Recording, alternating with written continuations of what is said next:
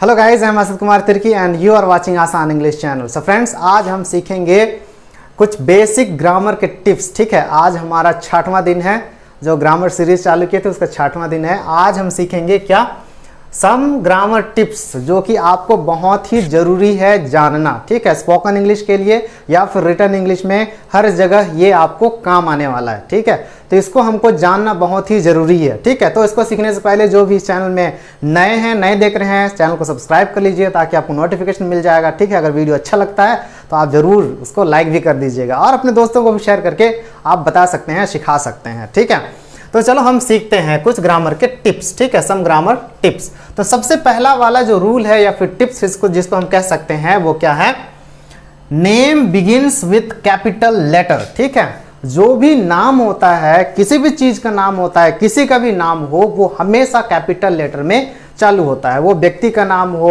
वस्तु का नाम हो, जगह का नाम हो, जानवरों का नाम हो, फूल का नाम हो, है ना, किसी भी चीज का नाम जो है हमेशा कैपिटल में लिखा जाता है ना। स्पेशली जो प्रॉपर नाउन होता है वो कैपिटल लेटर में लिखा जाता है। ठीक है, तो यहाँ पर एग्जाम्पल देखो, राहुल इज माई फ्रेंड। तो यहाँ पर राहुल जो है वो क्या है, किसी का नाम है, तो मैं राहुल का जो आर है उसको मैं कैपिटल में लिखा हूं, है ना। वैसे ही यहाँ पर देखो, यहाँ पर इस आएगा, इज राम योर फ्रेंड, क्या राम आपका दोस्त है। तो ये जो राम है वो नाम है, तो नाम को मैंने क्या लिखा है, कैपिटल लेटर में लिखा है। ठीक है, आई होप आपको ये समझ में आ गया होगा।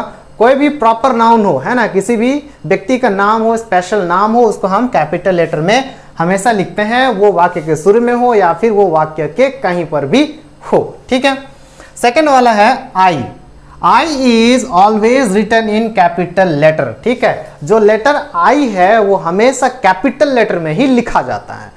वो वाक्य के शुरू में हो या फिर वाक्य के लास्ट में हो, वाक्य के बीच में हो, वो कहीं भी हो, है ना, उसको कभी भी स्मॉल लेटर में नहीं लिखा जाता है, वो हमेशा कैपिटल लेटर में उसको लिखते हैं। ठीक है, तो यहाँ पर एग्जांपल देखो, आई एम असित कुमार तिर्की, मैं असित कुमार तिर्की हूं, है ना, मेरा नाम असित कुमार तिर्की है। तो यहाँ आई जो है वो कैपिटल में है, और हमने सीखा ऊपर में, है ना, कि किसी का नाम कैपिटल में होना चाहिए, तो है ना, असित कैपिटल में है, यहाँ पर शुरू कैपिटल से हुआ है। सेकंड वाला देखो, you and I will watch TV, है ना, आप और मैं टीवी देखेंगे। तो यहाँ पर देखो, आई जो है वाक्य के बीच में आया, फिर भी से मैं उसको कैपिटल में लिखा हूं। ठीक है, तो इसी प्रकार से हमको आई का उपयोग करना है। नेक्स्ट वाला देखो, थर्ड वाला रूल क्या है, sentence begins with capital letter and ends with, इसको पीरियड भी बोलते हैं या फिर इसको फुल स्टॉप भी कहते हैं, या फिर क्वेश्चन मार्क या फिर एक्सक्लामेशन मार्क। ठीक है, तो वाक्य का शुरुआत हमेशा कैपिटल लेटर में ही शुरू होना चाहिए, है ना, वो क्यों ही नेगेटिव सेंटेंस हो, इंट्रोगेटिव सेंटेंस हो या फिर वो, है ना, एक्सक्लामेटरी सेंटेंस हो, तो लेटर जो वाक्य के शुरू में होता है वो हमेशा कैपिटल में ही होना चाहिए, और लास्ट में ये पीरियड या फिर फुल स्टॉप या फिर क्वेश्चन मार्क या फिर एक्सक्लामेशन मार्क होता है, जिससे वाक्य खत्म होता है। ठीक है, एग्जांपल देखो, आई टीच इंग्लिश, मैं इंग्लिश पढ़ाता हूं, है ना, तो वाक्य खत्म हुआ, मैं यहाँ पर क्या लगा दिया, फुल स्टॉप लगा दिया। वाक्य के शुरू में क्या है, आई है, आई कैपिटल में होना है। ठीक है, सेकेंड वाला, डू यू टीच इंग्लिश, क्या आप इंग्लिश पढ़ाते हैं। तो यहां पर देखो, ये जो डू है वाक्य के शुरू में है, तो कैपिटल लेटर शुरू किया हूं, है ना, और लास्ट में क्या लगाया हूं, क्वेश्चन मार्क लगाया हूं, क्योंकि ये क्वेश्चन है। ठीक है, what a beautiful flower, what a beautiful flower, तो व्हाट जो है ये कैपिटल में होना है, मैं थोड़ा छोटा लिख दिया, इसको लिख देते हैं थोड़ा बड़ा, है ना, व्हाट, डब्ल्यू कैपिटल में है, और लास्ट में हम क्या लगाए हैं, एक्सक्लामेशन मार्क, क्योंकि वहां खत्म हो रहा है। ठीक है, आई होप ये भी समझ में आ गया होगा।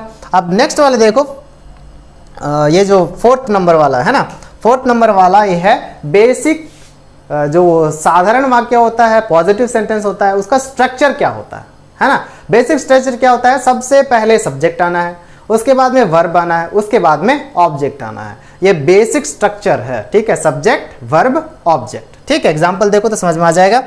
तो पहले लिखा क्या है वो पढ़ लेते हैं, the structure of basic positive sentence, subject आएगा, वर्ब आएगा और ऑब्जेक्ट आएगा। अब एग्जांपल देखो, आई लर्न इंग्लिश, मैं इंग्लिश सीखता हूं, तो यहाँ आई क्या है, सब्जेक्ट है, लर्न क्या है, सीखना है, क्रिया है, वर्ब है ना, और इंग्लिश क्या है, ये ऑब्जेक्ट है। वैसे ही आगे देखो, next example, I love mangoes, I यहाँ क्या है, सब्जेक्ट है, लव क्या है, वर्ब है, और मैंगोज क्या है, ऑब्जेक्ट है ना। रीना गोज टू स्कूल, यहाँ पर रीना क्या है, सब्जेक्ट है, वाक्य के शुरू में हमेशा कैपिटल हम लोग सीखते आ रहे हैं, और ये गोज क्या है, वर्ब है, और ये टू स्कूल क्या है, ये ऑब्जेक्ट है। ठीक है, तो एक पॉजिटिव सेंटेंस का जो बेसिक स्ट्रक्चर होता है वो क्या होता है, सब्जेक्ट आएगा, वर्ब आएगा, और उसके बाद में ऑब्जेक्ट आएगा। ठीक है, नेक्स्ट वाला देखो, फिफ्थ वाला जो रूल क्या है, the structure of basic negative sentence, या फिर नेगेटिव सेंटेंस का स्ट्रक्चर क्या होता है। नेगेटिव सेंटेंस का स्ट्रक्चर क्या होता है, सबसे पहले आएगा क्या, सब्जेक्ट, उसके बाद में हेल्पिंग वर्ब जिसको हम सहायक क्रिया बोलते हैं हिंदी में, उसके बाद में नॉट आएगा, उसके बाद में मेन वर्ब, उसके बाद में ऑब्जेक्ट। ठीक है, तो नेगेटिव सेंटेंस बनाने का एक ही रूल क्या है, वो है हेल्पिंग वर्ब के बगल में नॉट ऐड कर देना है। नॉट ऐड कर देंगे तो वो नेगेटिव में बदल जाता है। ठीक है, एग्जाम्पल देखो, he is not my friend, he is not my friend, यहाँ पर ही क्या है, सब्जेक्ट है, हेल्पिंग वर्ब इज आ गया, इज के बाद में हम लोग क्या लगाए हैं, नॉट लगा दिए हैं। जैसे यहाँ पर सब्जेक्ट, हेल्पिंग वर्ब, और इसके बाद में नॉट लगाना है तो नॉट लगा दिए हैं, और बाद में जो है ये क्या है, हमारा नाउन है, ये इसमें वर्ब नहीं है। वर्ब नहीं है मतलब ये इज जो है वो ही हेल्पिंग वर्ब का काम भी कर रहा है और मुख्य क्रिया का काम भी कर रहा है। ठीक है, he did not go to school, है ना, यहाँ पर भी देखो ही सब्जेक्ट है, उसके बाद में डिड क्या है, वो हेल्पिंग वर्ब है, उसके बाद में हम लगा दिए हैं नॉट, और उसके बाद में वर्ब और ऑब्जेक्ट लगाए हैं। ठीक है, यहाँ पर गो क्या है, मुख्य क्रिया है, और डिड क्या है, सहायक क्रिया है, हेल्पिंग वर्ब है। ठीक है, नेक्स्ट वाला देखो, आई डोंट नो यू, यहाँ पर डोंट क्या है, ये हेल्पिंग वर्ब है, मैं इसको शॉर्ट फॉर्म में लिख दिया हूँ, डू नॉट आएगा, है ना, ये हो जाएगा क्या, डू और नॉट, तो डू नॉट, तो डू के बाद में क्या आया है, नॉट, डू हेल्पिंग वर्ब है, उसके बाद हम नॉट लगा दिए हैं। I do not know you, मैं आपको नहीं जानता हूँ। ठीक है, नेक्स्ट वाला आगे देखो, सिक्स्थ वाला, the structure of interrogative sentence. ठीक है, इंट्रोगेटिव सेंटेंस दो प्रकार के बनते हैं, एक सहायक क्रिया से और दूसरा क्वेश्चन वर्ड से। तो जिसमें सहायक क्रिया से बनते हैं उसमें सबसे शुरू में सहायक क्रिया आएंगे। यहाँ पर देखो, हेल्पिंग वर्ब सबसे पहले, उसके बाद में सब्जेक्ट, फिर मेन वर्ब, उसके बाद में ऑब्जेक्ट। तो ये है हेल्पिंग वर्ब से बनने वाले क्वेश्चन। उसके बाद में जो क्वेश्चन वर्ड से शुरू होता है उसमें स्ट्रक्चर क्या होगा, सबसे पहले क्वेश्चन वर्ड आएगा, हेल्पिंग वर्ब आएगा, सब्जेक्ट आएगा, मेन वर्ब आएगा, उसके बाद में ऑब्जेक्ट आएगा। ठीक है, तो इसको ध्यान रखना, ये स्पोकन के लिए भी और रिटन के लिए भी बहुत काम आएगा। ठीक है, तो एग्जाम्पल से समझते हैं हम इसको। हैव यू सीन राजू, है ना, तो ये हैव क्या है, हेल्पिंग वर्ब है ना, हैव क्या है, हेल्पिंग वर्ब है।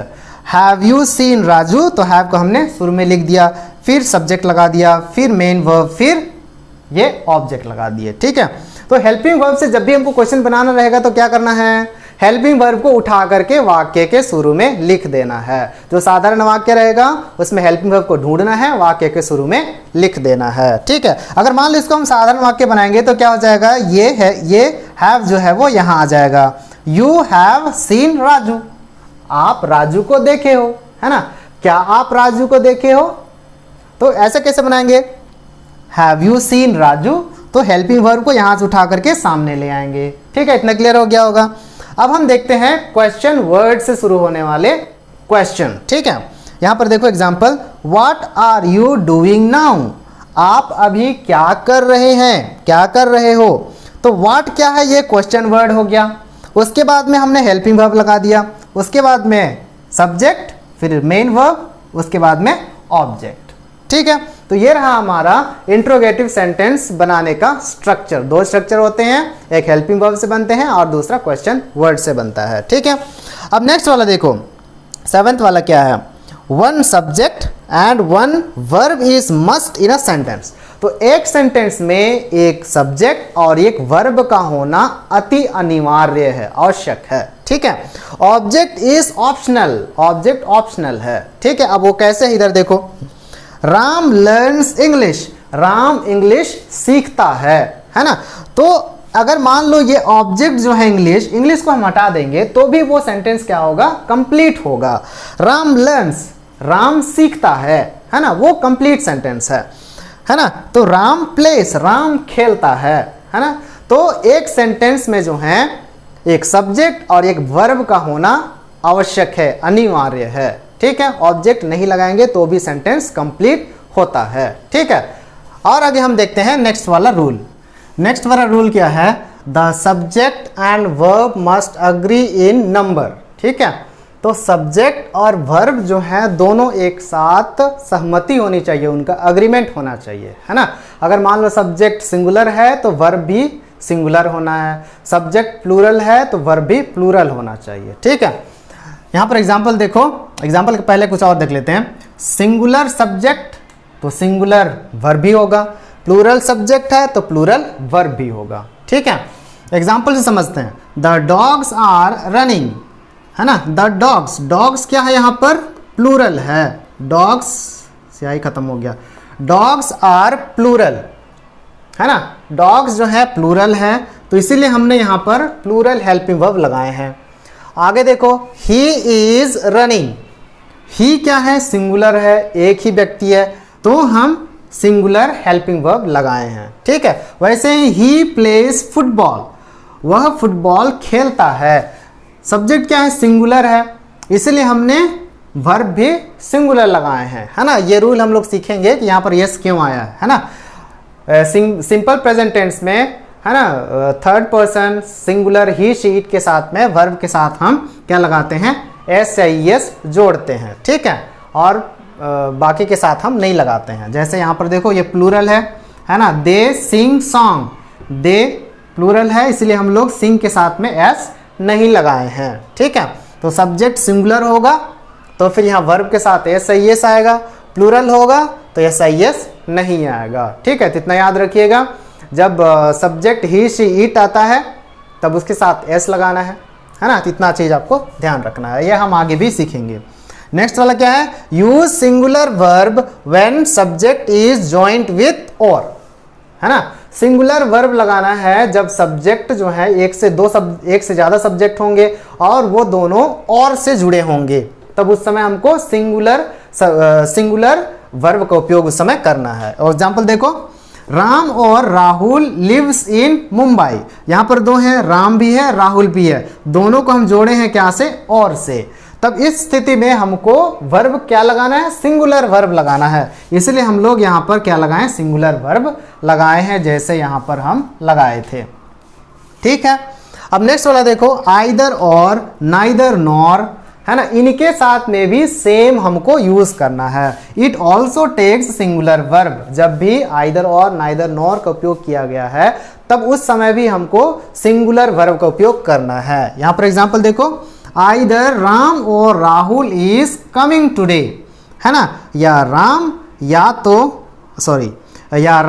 तो राहुल, दोनों में से कोई एक आज आ रहे हैं। ठीक है, तो जुड़ा हुआ है क्या? और से, इसीलिए हम लोग यहाँ पर क्या लगाए हैं? जो हेल्पिंग वर्ब है वो सिंगुलर लगाए हैं। ठीक है, वैसे ही नेक्स्ट वाला देखो, मतलब क्या हुआ? ना ही राम और ना ही राहुल आज आ रहे हैं, है ना। इसको भी हम जोड़े हैं क्या से? और से। राम और राहुल को और से जोड़े हुए हैं, इसीलिए यहाँ पर हम लोग हेल्पिंग वर्ब क्या लगाए हैं? सिंगुलर लगाए हैं। ठीक है, तो इसको हमको याद रखना है। आज हम लोग सीखे हैं कितना रूल?